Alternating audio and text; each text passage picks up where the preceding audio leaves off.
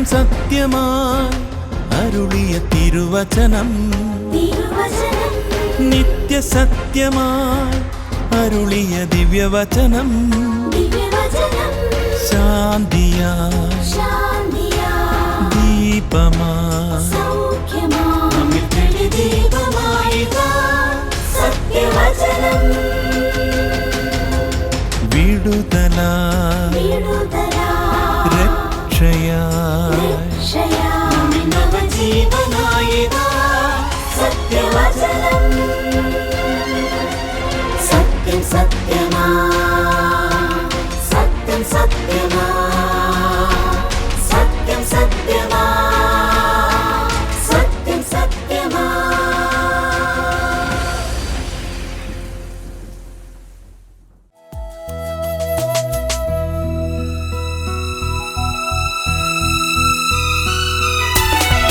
പ്രാണനാഥ കണ്ണീരിൻ താഴ്വരയിൽ തള്ളിടല്ലേ, നല്ലിടയാ കൈത്താങ്ങലേകി എന്നെ കാത്തിടണേ.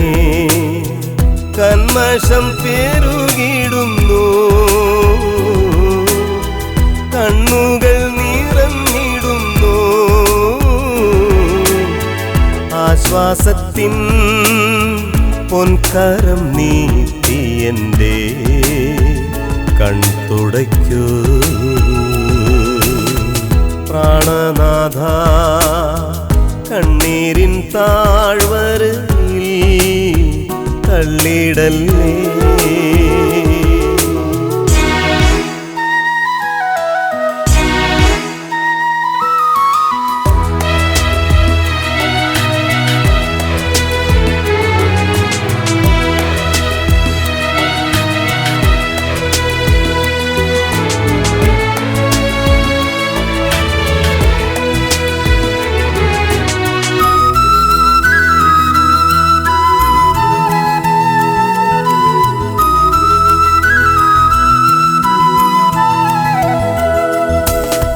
വിണ്മയമാ സ്വർഗീയ ഗേഹം വിട്ടു താണുവന്നു മൺമയരാ ഈ ലോകപാപികൾക്കാ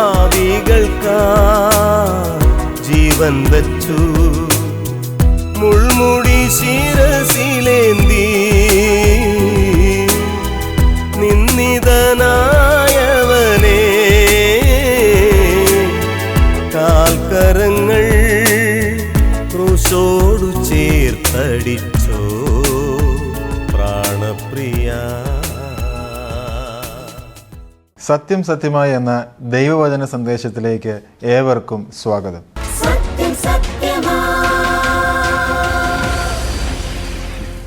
ദൈവനാമത്തിന് മഹത്വം ഉണ്ടാകട്ടെ. ഞങ്ങളെ ശ്രദ്ധിക്കുന്ന മാന്യ പ്രേക്ഷകർക്ക് കർത്താവായ യേശു ക്രിസ്തുവിൻ്റെ നിസ്തുല്യ നാമത്തിൽ സ്നേഹവന്ദനം അറിയിക്കുന്നു. 2018-ലും 2019-ലും നമ്മളുടെ നാട്ടിൽ വലിയ വെള്ളപ്പൊക്കം ഉണ്ടായി എന്നത് നമുക്കറിവുള്ള കാര്യമാണല്ലോ. 2018-ലെ വെള്ളപ്പൊക്കത്തിൻ്റെ സമയത്ത് ഒരു നല്ല മനുഷ്യൻ ചെയ്ത ഒരു പ്രവൃത്തി വളരെ വൈറലാകുകയുണ്ടായി. അത് എന്താണെന്ന് ചോദിച്ചാൽ, അനവധി ആളുകൾ ഒറ്റപ്പെട്ട് വീടുകളിൽ ഇങ്ങനെ രക്ഷയ്ക്കായിട്ട് കേഴുന്ന ഒരവസരത്തിൽ ഇദ്ദേഹം ഒരു ബോട്ടുമായിട്ട് വന്ന് ജനങ്ങളെ ബോട്ടിലോട്ട് പ്രവേശിപ്പിക്കുവാനായിട്ട് തൻ്റെ മുതുക് കുനിഞ്ഞ് കൊടുക്കുകയുണ്ടായി. തൻ്റെ മുതുകത്ത് ചവിട്ടിക്കൊണ്ട് ആളുകളെ ബോട്ടിലോട്ട് കയറുവാനായിട്ട് അനുവദിച്ചു. ഇത് TV-യിൽ കണ്ടപ്പോൾ എൻ്റെ ഒരു സുഹൃത്ത് പറയുണ്ടായി, സ്വർഗം ലഭിക്കണമെങ്കിൽ ഇങ്ങനെയുള്ള ആളുകൾക്കാണ് ലഭിക്കുക എന്ന് പറയുണ്ടായി. അത് സാധാരണഗതിയിലുള്ള മനുഷ്യൻ്റെ ഒരു ചിന്താഗതിയാണ്. കുറച്ച് നാളുകൾ കഴിഞ്ഞപ്പോൾ ഞാൻ വീണ്ടും പേപ്പറിൽ വായിച്ചു, ഈ നല്ല മനുഷ്യനെ പോലീസ് അറസ്റ്റ് ചെയ്തു, എന്തോ കുറ്റകൃത്യത്തിന് അറസ്റ്റ് ചെയ്തതായിട്ട് ഞാൻ വായിക്കുകയുണ്ടായി. അപ്പം ഞാൻ ചിന്തിച്ചു, നന്മ മാത്രം ചെയ്യുന്ന മനുഷ്യരില്ല, മനുഷ്യൻ്റെ ഉള്ളിൽ നന്മയും തിന്മയുമുണ്ട്. പ്രസിദ്ധ എഴുത്തുകാരനായിരിക്കുന്ന മാർക്ക് ട്വെയിൻ ഇങ്ങനെ പറഞ്ഞിട്ടുണ്ട്, നാം എല്ലാവരും ചന്ദ്രനെ പോലെയാണ്, എപ്പോഴും ഇരുട്ട് നിറഞ്ഞ ഒരു മറുവശം നമുക്കുണ്ട്. മനുഷ്യൻ വാസ്തവത്തിൽ എങ്ങനെ രക്ഷ പ്രാപിക്കുന്നു അല്ലെങ്കിൽ സ്വർഗത്തിൽ പോകുന്നു എന്നതിനെക്കുറിച്ച് വ്യത്യസ്തമായിരിക്കുന്ന അഭിപ്രായമാണ് നമ്മളുടെ സമൂഹത്തിലുള്ളത്. ബഹുഭൂരിപക്ഷം ആളുകളും ചിന്തിക്കുന്നു സൽപ്രവർത്തികളാലാണ് മനുഷ്യൻ സ്വർഗത്തിൽ പോകുന്നത്. മറ്റു ചില ആളുകൾ ചിന്തിക്കുന്നു വിശ്വാസത്താലാണ് മനുഷ്യൻ സ്വർഗരാജ്യത്തിൽ പോകുന്നത്. വേറെ ചില ആളുകൾ ഇങ്ങനെ വിചാരിക്കുന്നു, ജീവിച്ചിരിക്കുമ്പോഴും മരണശേഷവും ചെയ്യുന്ന ചില കർമ്മങ്ങളാലാണ് സ്വർഗരാജ്യത്തിൽ പോകുന്നത്. മറ്റു ചിലരാകട്ടെ ഇവയെല്ലാം ആവശ്യമാണ് എന്ന് ചിന്തിക്കുന്നു. ഇനി മറ്റൊരു കൂട്ടരുണ്ട്, അവർ ചിന്തിക്കുന്നത് ഇത് പരിഗണനാർഹമായിരിക്കുന്ന ഒരു വിഷയമല്ല, അതിനെക്കുറിച്ച് അത്ര ബേജാറാവേണ്ട കാര്യമൊന്നുമില്ല, ഈ ലോകത്തിൽ യോഗ്യമായിട്ടൊക്കെ അങ്ങ് ജീവിച്ചാൽ മതി. നിത്യത എന്ന് പറയുന്നത് മനുഷ്യൻ്റെ ഒരു ഭാവന മാത്രമാണ്. സ്വർഗത്തിലെ ദൈവം മനുഷ്യൻ എങ്ങനെയാണ് രക്ഷ പ്രാപിക്കുന്നത് എന്നതിനെക്കുറിച്ച് വളരെ വ്യക്തമായിട്ട് തൻ്റെ വചനത്തിൽ രേഖപ്പെടുത്തിയിട്ടുണ്ട്. അത്ര നിസ്സാരമായിട്ട് തള്ളിക്കളയേണ്ടുന്ന അപ്രധാനമായിരിക്കുന്ന ഒരു കാര്യമല്ല ഈ വിഷയം എന്ന് പറയുവാനായിട്ട് ഞാൻ ആഗ്രഹിക്കുകയാണ്. കർത്താവായ യേശു ക്രിസ്തു ഇങ്ങനെ പറഞ്ഞു, ഒരു മനുഷ്യൻ സർവ്വലോകവും നേടിയാലും തൻ്റെ ജീവനെ അഥവാ തൻ്റെ ആത്മാവിനെ നഷ്ടമാക്കിയാൽ എന്ത് പ്രയോജനം എന്ന് ചോദിച്ചു. ദൈവം മനുഷ്യനെ നിത്യമായിട്ട് ജീവിക്കുവാൻ, അതായത് മരണശേഷവും ജീവിക്കുന്ന ഒരാത്മാവുള്ളവനായിട്ടാണ് സൃഷ്ടിച്ചിട്ടുള്ളത്. ശാശ്വതമായിരിക്കുന്ന ഒരു സന്തോഷവും സമാധാനവും അനുഭവിക്കത്തക്കവണ്ണം ആണ് ദൈവം മനുഷ്യനെ സൃഷ്ടിച്ചിട്ടുള്ളത്. അതുകൊണ്ട് ദൈവത്തിൻ്റെ വചനത്തിൽ മനുഷ്യൻ എങ്ങനെ തൻ്റെ നിത്യതയെ സമാധാനത്തിലും സന്തോഷത്തിലും കഴിക്കും എന്നുള്ളതിനെക്കുറിച്ച് വളരെ വ്യക്തമായിട്ട് പറഞ്ഞിട്ടുണ്ട്. മനുഷ്യർ ഈ കാര്യത്തിൽ വ്യത്യസ്ത അഭിപ്രായക്കാരായതുകൊണ്ടും വളരെ ഭിന്നതകൾ അതിൻ്റെ പേരിലുള്ളതുകൊണ്ടും ദൈവത്തിൻ്റെ വചനം, സൃഷ്ടാവായിരിക്കുന്ന ദൈവം ഈ കാര്യത്തെക്കുറിച്ച് എന്താണ് പറഞ്ഞിരിക്കുന്നത് എന്നതാണ് പ്രാധാന്യമുള്ള ഒരു വിഷയമെന്ന് പറയുന്നത്. മനുഷ്യൻ എങ്ങനെ രക്ഷ പ്രാപിക്കുമെന്നതിനെക്കുറിച്ച് തിരുവചനം എന്താണ് പറയുന്നത് എന്നുള്ളത് ഞാൻ നിങ്ങളെ കാണിക്കുവാനായിട്ട് ആഗ്രഹിക്കുകയാണ്. അതിനായിട്ട് അപ്പോസ്തല പ്രവൃത്തികൾ 10-ാം അധ്യായത്തിലെ ഒരു വ്യക്തിയെ ചൂണ്ടിക്കാണിക്കുവാൻ, അദ്ദേഹത്തിൻ്റെ ജീവിതത്തിൽ നിന്ന് ഈ കാര്യം നിങ്ങളെ ഓർപ്പിക്കുവാനായിട്ട് ഞാൻ ആഗ്രഹിക്കുകയാണ്. നമുക്ക് വേദഭാഗം വായിക്കാം. കൈസര്യയിൽ ഇത്താലിക എന്ന പട്ടാളത്തിൽ കൊർണേലിയസ് എന്നു പേരുള്ള ഒരു ശതാധിപൻ ഉണ്ടായിരുന്നു. അവൻ ഭക്തനും തൻ്റെ സകല ഗ്രഹത്തോടും കൂടെ ദൈവത്തെ ഭയപ്പെടുന്നവനുമായി ജനത്തിന് വളരെ ധർമ്മം കൊടുത്തും എപ്പോഴും ദൈവത്തോട് പ്രാർത്ഥിച്ചും പോന്നു. അവൻ പകൽ ഏകദേശം 9 മണി നേരത്ത് ഒരു ദർശനത്തിൽ ഒരു ദൈവദൂതൻ തൻ്റെ അടുക്കൽ അകത്ത് വരുന്നത് സ്പഷ്ടമായി കണ്ടു. കൊർണേലിയോസേ എന്ന് തന്നോട് പറയുന്നതും കേട്ടു. അവൻ അവനെ ഉറ്റുനോക്കി ഭയപരവശനായി, എന്താകുന്നു കർത്താവേ എന്ന് ചോദിച്ചു. അവൻ അവനോട്, നിന്റെ പ്രാർത്ഥനയും ധർമ്മവും ദൈവത്തിൻ്റെ മുമ്പിൽ എത്തിയിരിക്കുന്നു. ഇപ്പോൾ യോപ്പയിലേക്ക് ആളയച്ച് പത്രോസ് എന്ന് മറുപേരുള്ള ശീമോനെ വരുത്തുക. 11:14 കൂടെ നമുക്ക് വായിക്കാം. നീയും നിന്റെ ഗ്രഹം മുഴുവനും രക്ഷിക്കപ്പെടുവാനുള്ള വാക്കുകളെ അവൻ നിന്നോട് സംസാരിക്കും എന്ന് ദൂതൻ പറഞ്ഞു. കൊർണേലിയോസിൻ്റെ ജീവിതത്തിൽ നിന്നും മനുഷ്യൻ്റെ രക്ഷ എങ്ങനെയാണ് സാധ്യമാകുന്നത് എന്നതിനെക്കുറിച്ച് നിങ്ങളുമായിട്ട് പങ്കുവയ്ക്കുവാനായിട്ടാണ് ഞാൻ ഈ സമയം ഉപയോഗിക്കുന്നത്.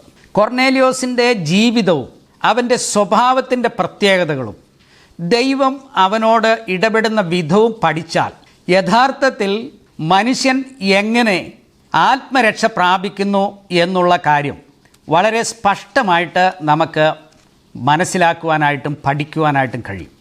ബൈബിൾ വെളിപ്പെടുത്തുന്ന ശതാധിപന്മാർ സാധാരണഗതിയിൽ നല്ല മനുഷ്യരാണ്. കർത്താവായ യേശു ക്രിസ്തുവിൻ്റെ ക്രൂശ് മരണത്തിന് നേതൃത്വം കൊടുത്തതായിരിക്കുന്ന ശതാധിപൻ, അദ്ദേഹം ഒരു സത്യത്തെ മനസ്സിലാക്കുവാനായിട്ട് താല്പര്യമുള്ളവനും സത്യത്തെ അംഗീകരിച്ചവനുമായിരിക്കുന്ന ഒരു വ്യക്തിയാണ്. കർത്താവായ യേശു ക്രിസ്തു സാക്ഷാൽ ദൈവപുത്രനാണെന്ന് അദ്ദേഹം ഏറ്റുപറഞ്ഞു. കർത്താവിൻ്റെ ഐഹിക ജീവിതകാലത്ത് തൻ്റെ ദാസൻ്റെ സൗഖ്യത്തിനായി തന്നെ സമീപിച്ച ഒരു ശതാധിപനെ വേദവസ്വം പരിചയപ്പെടുത്തുന്നുണ്ട്. യേശു കർത്താവ് അദ്ദേഹത്തിൻ്റെ വിശ്വാസത്തെ ഏറെ പ്രശംസിച്ച് പറയുന്നതായിട്ട് നമുക്ക് കാണുവാനായിട്ട് സാധിക്കും. മറ്റൊരു ശതാധിപൻ എന്ന് പറയുന്നത് തടവുകാരനായിരിക്കുന്ന അപ്പോസ്തലൻ പൗലോസിനോട് അസാധാരണമായിരിക്കുന്ന ദയ കാണിച്ചിട്ടുള്ള ഒരു മനുഷ്യനാണ്. ഇവിടെ നാം കാണുന്നത് റോമൻ സൈന്യം ത്തിലെ ഒരു ശതാധിപനായിരിക്കുന്ന കൊർണേലിയോസ് എന്ന് പറയുന്ന വ്യക്തിയാണ്. ഇങ്ങനെ ദൈവവചനം നാം നോക്കുമ്പോൾ തിരുവചനത്തിൽ പറയുന്ന പല ശതാധിപന്മാരും നല്ല മനുഷ്യരും സത്യാന്വേഷികളും ദൈവഭക്തന്മാരുമാണ് എന്ന് നമുക്ക് കാണുവാനായിട്ട് സാധിക്കും. നമ്മുടെ മനുഷ്യരുടെ ഇടയിൽ ഒരു സാധാരണ ചിന്തയുണ്ട്. രക്ഷയെന്നൊക്കെ പറയുന്നത്, അല്ലെങ്കിൽ വിശ്വാസമെന്നും ദൈവാശ്രയമെന്നും പറയുന്നത് ബലഹീനന്മാരായിരിക്കുന്ന ആളുകൾക്ക് മാത്രമുള്ളതാണ് എന്നുള്ള ഒരു ചിന്തയുണ്ട്. ഇവിടെ അങ്ങനെയല്ല നാം കാണുന്നത്. പട്ടാളക്കാരായിരിക്കുന്ന ആളുകളും ശക്തന്മാരായിരിക്കുന്ന ആളുകളും നല്ല ഉദ്യോഗസ്ഥന്മാരായിരിക്കുന്ന ആളുകളും ദൈവത്തെ അന്വേഷിക്കുകയും ദൈവത്തെ ഭയപ്പെടുകയും ദൈവവിശ്വാസം പുലർത്തുകയും ചെയ്യുന്നതായിട്ട് നമുക്ക് കാണുവാനായിട്ട് സാധിക്കും. ബലഹീനരുടെയോ സമൂഹത്തിൽ താഴേക്കിടയിലുള്ള ആളുകളുടെയോ മാത്രം ഒരു ആവശ്യമല്ല രക്ഷ അല്ലെങ്കിൽ ദൈവവിശ്വാസം എന്നത് ശ്രദ്ധേയമായിരിക്കുന്ന ഒരു കാര്യമാണ്. ഈ വേദഭാഗം നമ്മൾ പഠിക്കുമ്പോൾ നമുക്ക് മനസ്സിലാക്കാവുന്ന ഒരു യാഥാർത്ഥ്യമെന്ന് പറയുന്നത് രക്ഷ സൽപ്രവർത്തികളാൽ സാധ്യമല്ല എന്നുള്ളത് തന്നെയാണ്. സൽപ്രവർത്തികൾ ദൈവത്തിന് ഇഷ്ടമാണ്, ദൈവത്തിന് സ്വീകാര്യമായിരിക്കുന്ന ഒരു കാര്യമാണ്, പ്രശംസനീയമായിരിക്കുന്ന ഒരു കാര്യമാണ്. എന്നാൽ അത് മനുഷ്യൻ്റെ ആത്മരക്ഷയ്ക്ക് ഉതകുന്ന ഒന്നല്ല എന്ന് തിരുവചനം വ്യക്തമായിട്ട് നമ്മോട് പറയുന്നു.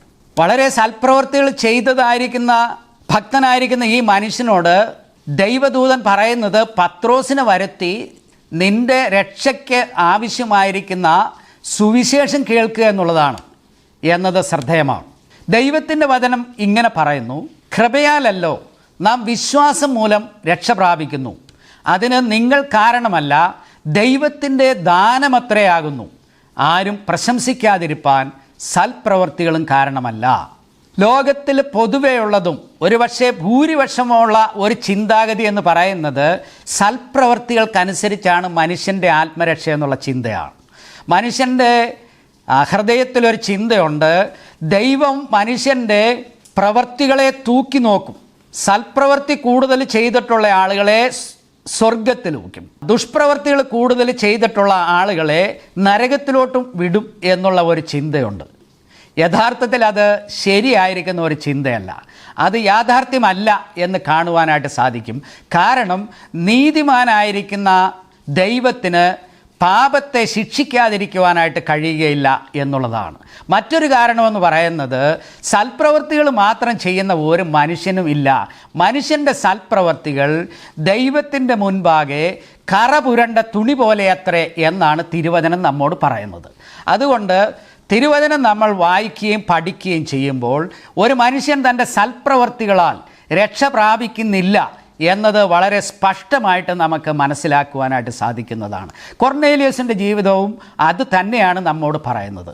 രണ്ടാമതായിട്ട് നമുക്ക് കാണുവാനായിട്ട് സാധിക്കുന്നത് നല്ല ആത്മീയ ശീലങ്ങൾ ദൈവത്തിന് ഇഷ്ടമാണെങ്കിലും നല്ല ആത്മീയ ശീലങ്ങൾ ഒരു മനുഷ്യൻ്റെ ആത്മാവിൻ്റെ രക്ഷ ഉറപ്പാക്കുന്നില്ല എന്നുള്ളതൊരു യാഥാർത്ഥ്യമാണ്.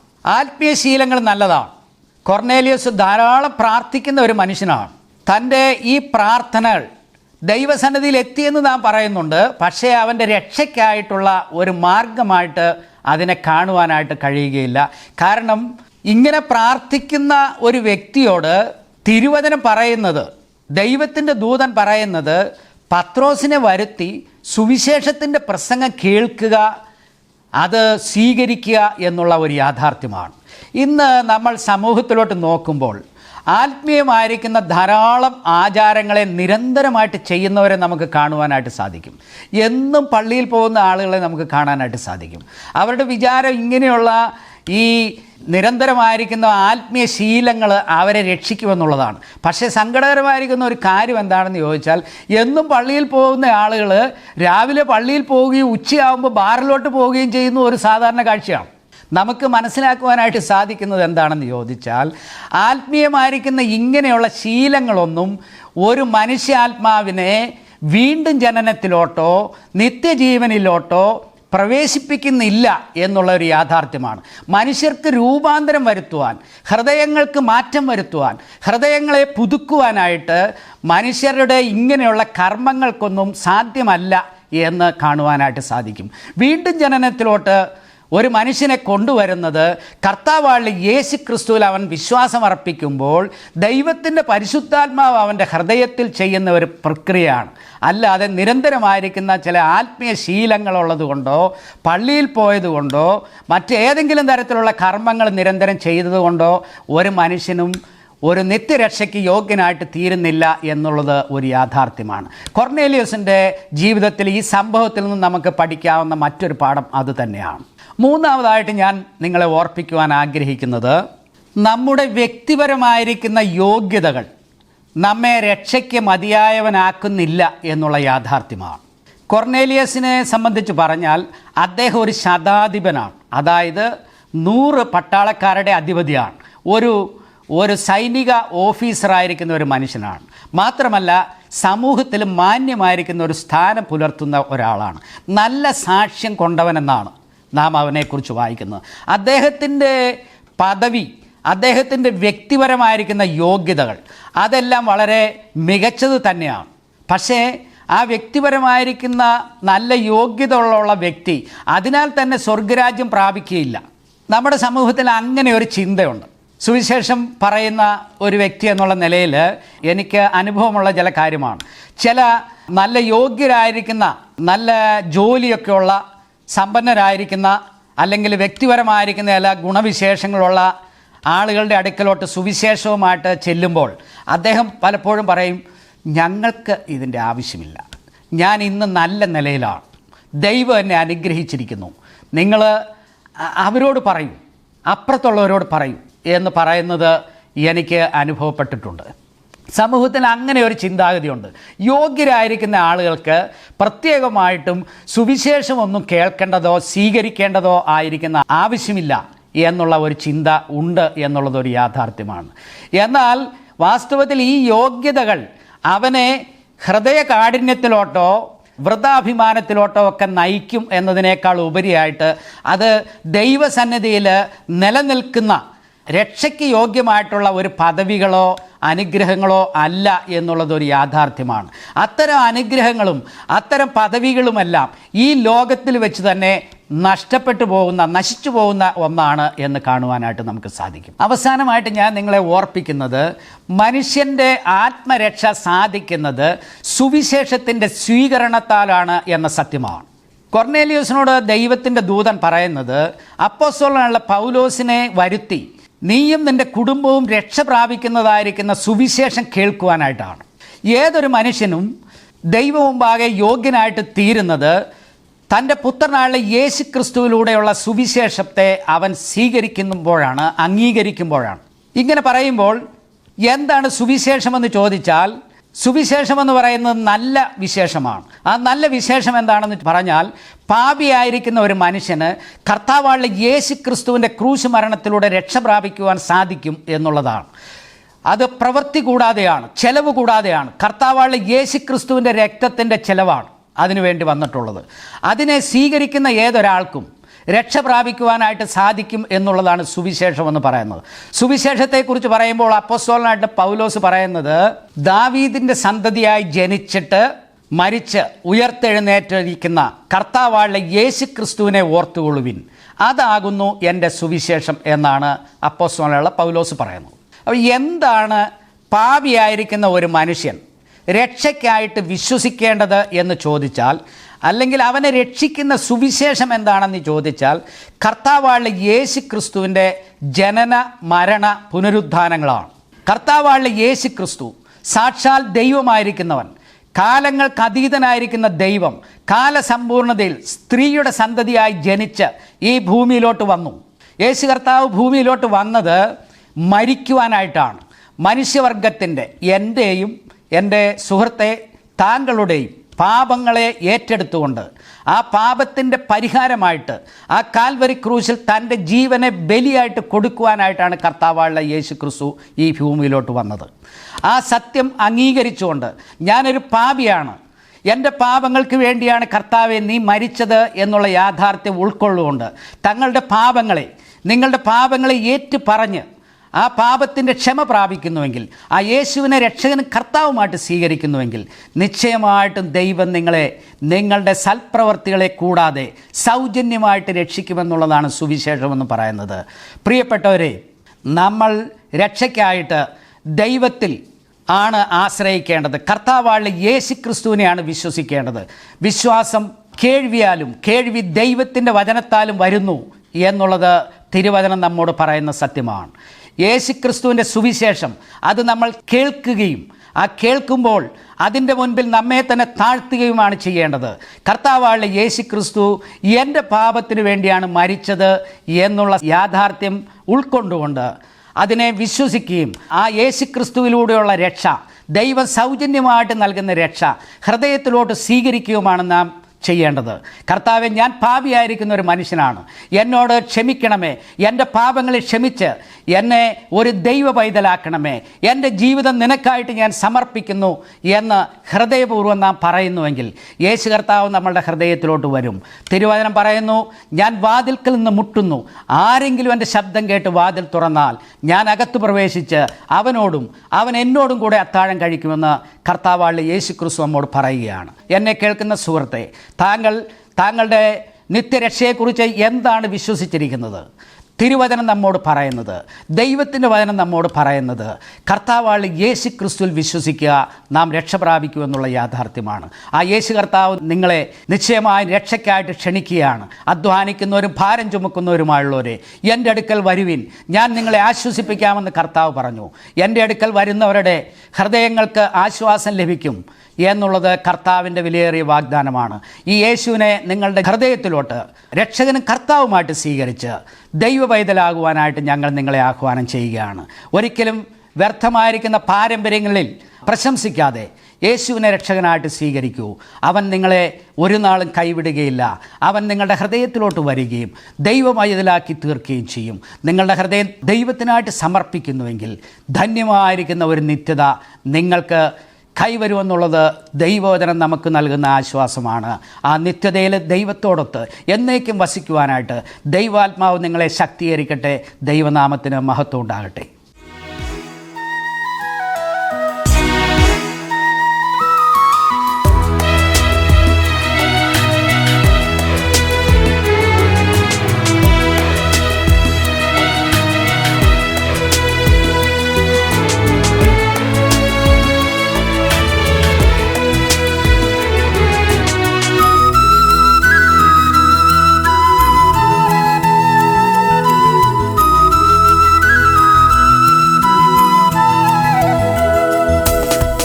നശ്വരമാ ഈ ലോകെ കഷ്ടതകൾ ഏറിടുന്നു, നൽസഖിയാ ചാരത്തണഞ്ഞിടണേ,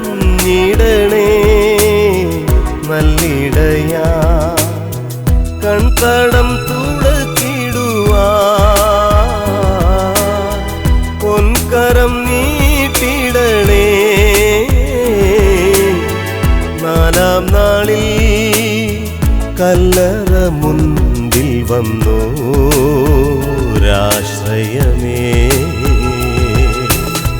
പ്രാണനാഥ കണ്ണീരിൻ താഴ്വരയിൽ തള്ളിടല്ലേ, നല്ലിടയാ കൈത്താങ്ങലേകി എന്നെ കാത്തിടണേ. കർത്താവിൻ്റെ വിലയേറിയ നാമത്തിന് ഏറ്റവും മഹത്വമുണ്ടാകട്ടെ. അനുഗ്രഹിക്കപ്പെട്ട ഒരു സന്ദേശം വീണ്ടും കേൾക്കുവാൻ ദൈവം നമ്മെ എല്ലാവരെയും സഹായിച്ചു.